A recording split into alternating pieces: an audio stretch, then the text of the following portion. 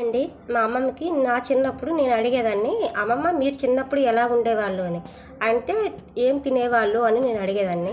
అప్పుడు మా అమ్మమ్మ అనేది, మేము జొన్నలు, రాగులు, సజ్జలు అవి తినేవాళ్ళము, అయితే ధాన్యము దంచుకొని తినేవాళ్ళము అని చెప్పింది మా అమ్మమ్మ. ధాన్యం దంచుకొని ఆ ధాన్యాన్నేమో అప్పటికప్పుడు దంచి వండుకొని తినేవాళ్ళంట.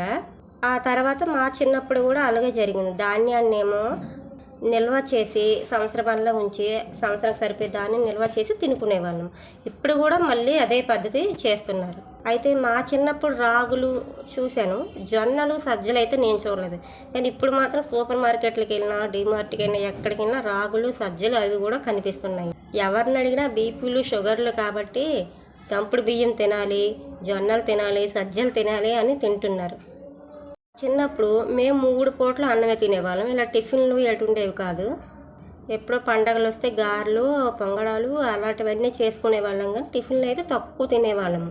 ఇప్పుడు టిఫిన్లు తింటున్నాము, ధాన్యం వడించుకొని బియ్యము తింటున్నాం, సజ్జలు, రాగులు అని అవి తింటున్నాం, అసలు అన్నీ తింటున్నాం.